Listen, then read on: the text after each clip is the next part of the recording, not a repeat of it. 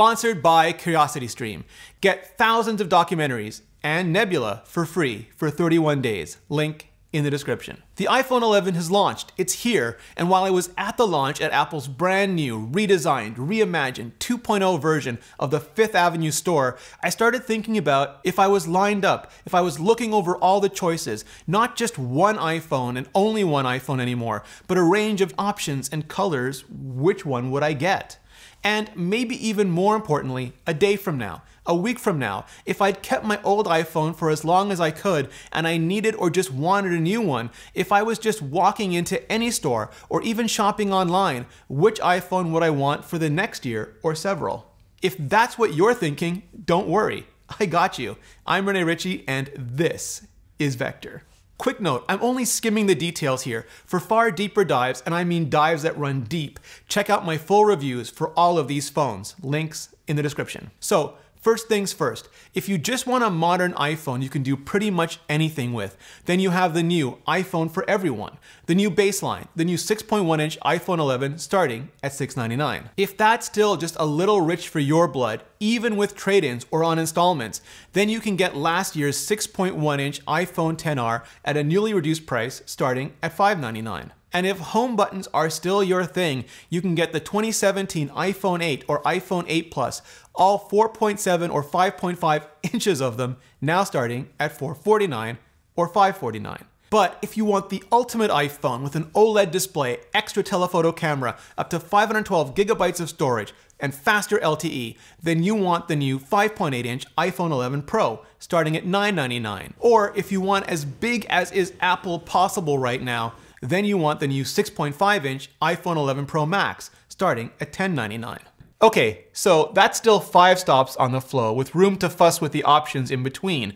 So let's dive just a little bit deeper. If you need a new iPhone and that's all you really need, if your old iPhone just won't make it another year, or you've sold it or traded it in so your budget says go, go, gadget, upgrade, go, or if you've been using Android as just a phone and you're ready to get on the iPhone, then get the iPhone 11. It's got a 6.1-inch 1792 by 828 pixel resolution at 326 ppi wide gamut LCD display with True Tone ambient color temperature matching that can go into display zoom mode if your eyes aren't what they used to be. It has Apple's screaming fast A13 Bionic chipset, same as the Pro, a lightning connector, Face ID, spatial stereo sound, gigabit LTE, Wi-Fi 6, dual SIM, wireless charging, 4 meters of water resistance, and a new 12 megapixel 2-camera system that includes wide angle and 120-degree ultra-wide angle, portrait mode and lighting, arguably the best night mode, inarguably the best 4K 60 frames per second EDR video, and a new 85-degree 12 megapixel selfie camera, including slow-mo selfies. You can get it in black or white, or in new shades of yellow and red, or entirely new mint green or lavender purple colors, with 64, 128, or 256 gigabytes of storage, and for $50 less than what the iPhone XR cost last year, starting at $699. The 128 gigabyte version is just $50 more, and I'd recommend that, especially if you've got a trade-in or are on installments. But if that's just too much, you can get last year's XR with the A12 Bionic chipset, single wide-angle camera, 7 megapixel selfie camera, 1 meter of water resistance, no green or purple, but coral orange and sky blue options, and up to 128 gigabytes of storage, starting at $599. The battery life is just a little bit less, it lacks the ultra-wide angle, and it doesn't have an A13, but it was the most popular smartphone in the world last year, and it'll still do you fine this year. And yeah, like I said, if you really still want that home button and you don't care about pretty much anything else, not speed, not cameras, not bezels, not nothing, the 4.8-inch iPhone 8 is still around, but now starting at $449, and the 5.5-inch dual camera plus version now starting at just $549. If you need a new iPhone and you want the absolute best iPhone available, you care deeply about dynamic range, inky blacks, excess of brightness, the OLED panels, and want a camera that goes from ultra-wide angle all the way to telephoto, with portrait mode on both the telephoto and wide angle, the new night mode, long and longer battery life, and know and care about just exactly what 4x4 MIMO LTE is and does, and a textured matte finish to boot, then you want the iPhone 11 Pro. Here's what you give up. Some display size, dropping from 6.1 on the 11 to 5.8 on the Pro, which also eliminates display zoom, in case you need that. the lack of OLED pulse width modulation on the panel, if you know what that is and feel affected by it, and the greater range of glossy colors, especially the yellow, red, and purple. Here's what you gain. A higher display density, 2436 by 1125 pixel resolution at 458 ppi, 2,000,000:1 contrast ratio, higher dynamic range, darker inky blacks, now 800 sustained, 1200 peak brightness OLED display, that third telephoto lens that gives you 2x optical zoom, lets you also get portrait mode and lighting, and up to 4K 60 frames per second EDR video from a different perspective, 4x4 MIMO LTE, like I said, a new battery that can go up to 4 hours longer than before, and new matte glass finishes in silver, space gray, gold, and new midnight green. Plus, ingress protection is still IP68 and certified for up to 30 minutes, but for up to 4 meters of water now, not just 2. The storage goes from 64 gigabytes to 256 gigabytes, all the way up to 512 gigabytes, starting though at $9.99. If you need a new iPhone, but you don't just want the absolute best, you want the absolute biggest, with everything the Pro has to offer, just more of it offered, with a display as large as its name, then you want the iPhone 11 Pro Max.